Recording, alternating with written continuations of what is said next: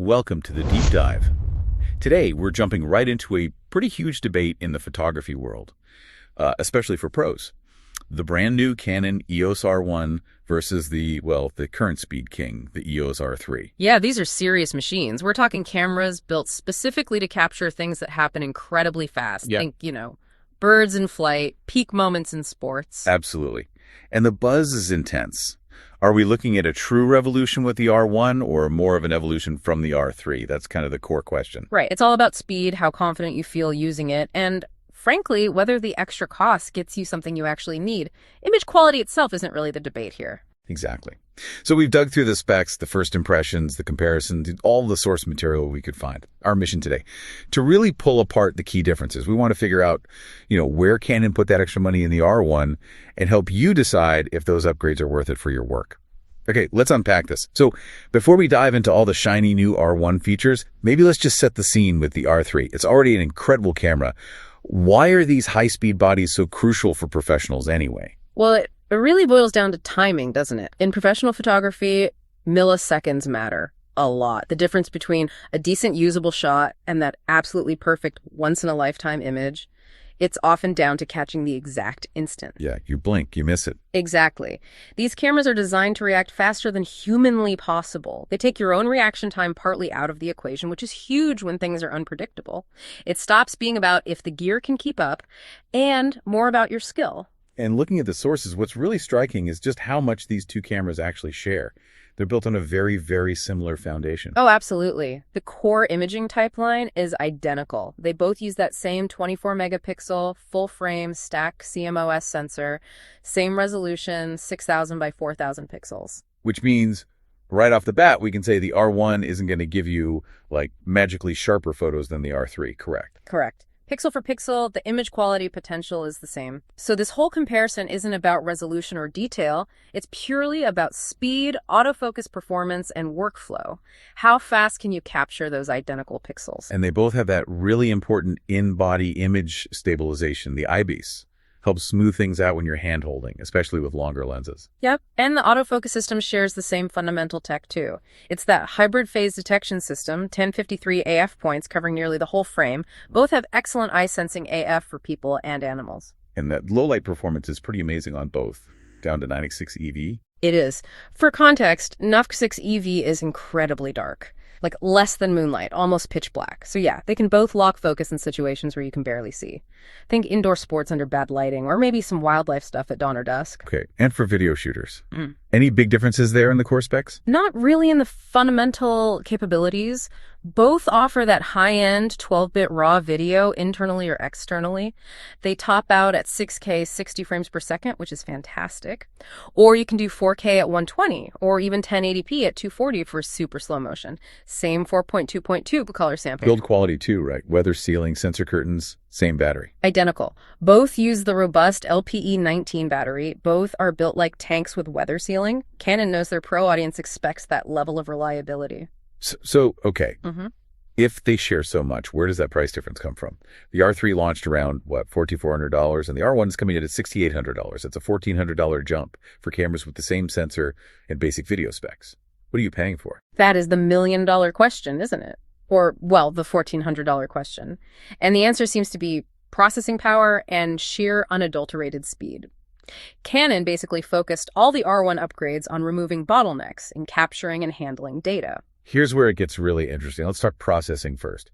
The R1 has a new setup. It does. It's got the standard DIGIC-X processor, which the R3 also has, but the R1 adds a second chip, a dedicated DIGIC accelerator. An accelerator. What does that actually translate to in, real-world shooting? Think of it like having a coprocessor specifically for autofocus calculations and subject recognition.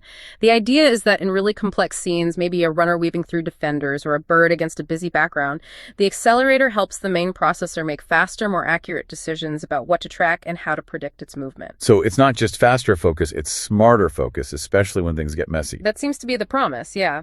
Better sticking power in cluttered environments where the R3 might occasionally get confused or hesitate for a split second. Okay, smarter brain.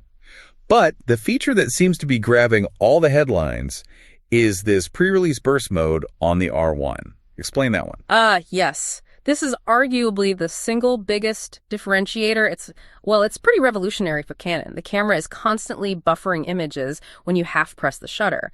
Then, when you fully press it to take the shot, it saves not only that moment, but also the images from up to half a second before you press the button. Wait, half a second before? Yep, 0.5 seconds. It effectively eliminates your own physical reaction time from the equation. Wow. Okay, that changes things. Because we've all been there, right? You see the perfect moment, the dive, the jump, the goal, your brain registers it, tells your finger to push. And by the time the signal gets there and the shutter fires, the absolute peak instant is gone. You got the moment after the moment. But the R1 has already captured it, sitting there in the buffer. Precisely. You're essentially telling the camera, record what just happened, and it does. For things that are sudden and unpredictable, a bird taking off, an athlete's explosive move, maybe even a lightning strike if you're fasting, this could be huge. I can see how for certain types of pros, that feature alone might justify the price jump. It's like insurance against missing the unmissable. It absolutely could be. And to handle all that pre-capture data, plus the regular shooting, Canon had to boost the overall speed and buffer significantly. Right, the burst rate itself. The R3 was already doing a crazy 30 frames per second with the electronic shutter. And the R1 pushes that to 40 frames per second. Okay, 40 FPS. Now, pushback time. Is 40 that much better than 30 in practice? 30 FPS is already capturing an insane amount of data. Are we just getting smaller and smaller slices of time for that extra $1,400? That's a fair question. The jump from, say, 10 FPS to 20 is massive, from 30 to 40. The visual difference in capturing motion might be subtle for many things, but it's not just the peak speed, it's how long you can maintain it, and that's where the buffer comes in. Ah, the buffer depth. How do they compare there? This is a huge difference. Yeah. With the right CF Express card, the R1 can apparently shoot over 1,000 RAW files continuously at 40 FPS. That's, 25 seconds straight? 25 seconds of continuous 40 FPS raw shooting. That's wild. It really is. Compare that to the R3, which handles around 420 frames at 30 FPS, so maybe 14 seconds. Still amazing, but less than half the duration. Okay, that difference, 25 seconds versus 14, that feels significant for covering longer action sequences, like a full play in football or a long sprint. Definitely. And that capability is directly linked to the memory card setup. The R1 has 2 CF Express Type B slots. The R3 has 1 CF Express Type B, but the second slot is a slower SD UHS-2. So the R1 avoids any potential bottleneck by having 2 identical super fast slots. Exactly. You get maximum speed writing to both cards, or you can back up instantly without slowing down. For a pro workflow, that dual CF Express setup is a big plus. Let's shift to how you actually see what you're shooting, the Viewfinder, the EVF. If you're tracking things at 40 FPS, you need a great view. And Canon seems to have really prioritized this on the R1. The specs are, spectacular. The resolution jumps massively from 5.76 million dots on the R3 to 9.4 million dots on the R1. Wow, nearly double the resolution. What does that mean practically? It means a much clearer, more detailed view. When you're trying to confirm critical focus on a small, distant subject moving quickly, like that bird's eye we mentioned, that extra resolution makes it much easier to be absolutely certain you've nailed it. Less guesswork. And there's magnification, too. Yeah, it's higher on the R1, 0.90x magnification versus a 0.76x on the R3. It basically means the viewfinder image looks larger, filling more of your vision. It makes tracking feel more immersive, potentially less tiring over a long day. Makes sense. Any other key technical edges for the R1 we should mention? A couple of smaller things. The R1 technically has no video recording time limit, whereas the R3 is limited to 6 hours, though frankly 6 hours is usually plenty. The flash sync speed is slightly faster on the R1 1320s versus 1250s. Minor, but could matter for some studio or outdoor flash work. Okay, so the R1 definitely packs a punch with the new processor. That game-changing pre-release burst, the faster FPS, the massive buffer, dual fast card slots, and a significantly better viewfinder. That sums up the core advantages pretty well. But, and this is a big but, Right. we have to talk about the R3 again, because despite all that R1 tech, the R3 is still an incredible camera, and it's, cheaper. It absolutely is. And this is where the decision gets really practical for most people, even professionals. You have to weigh those R1 advantages against the very real cost saving with the R3. The R3's list price was $5,400, but Yeah. now that it's been out for a while, you can often find it for less, right? Maybe closer to $4,000, especially during sales. Yeah, street prices around $4,000 are common. Compare that to the R1 launching at $6,800. We're potentially talking about a $2,800 difference. That's $2,800. That's not chump change. What else could you buy with that? Exactly. That's the heart of the value argument for the R3. You could take that $2,800 saving and invest it in truly top-tier professional lenses. A Canon L series RF lens, for instance. And a better lens arguably makes a bigger difference to your final image quality than going from 30 to 40 FPS. Right. For many situations, absolutely. Better glass gives you better sharpness, contrast, low light performance, bokeh, things that impact every single photo you take. An R3 with a stellar lens will likely produce better overall images than an R1 with a mediocre lens. So the R3 becomes the smarter financial move if it allows you to build out the rest of your kit with better glass. For a lot of working photographers, yes. Plus, let's be honest, 30 frames per second is still ridiculously fast. Unless you're shooting the absolute most demanding niche subjects, maybe tiny erratic insects or bats in the dark. 30 FPS is more than enough to capture peak action in sports, wildlife, you name it. You're probably not missing critical moments purely because you only have 30 FPS instead of 40. It's unlikely for most typical action scenarios. The R3 is already overkill in the speed department for many. What about handling? You mentioned weight earlier. Is the R3 noticeably lighter? It is, slightly. The R3 comes in around 10-15 grams. The R1 is about 100 grams heavier at 1,115 grams. 100 grams might not sound like much. But add a big telephoto lens and hold it all day. Exactly. When you're shooting for 8, 10, 12 hours, especially handheld or using the vertical grip a lot, every bit of weight saving helps reduce fatigue. That 100 grams could actually make a difference by the end of a long assignment. Good point. And there's also the reliability factor. The R3 isn't brand new. Right. It launched back in late 2021. It's been out in the field, used by thousands of pros in every imaginable condition. It's battle-tested. Its firmware has been refined.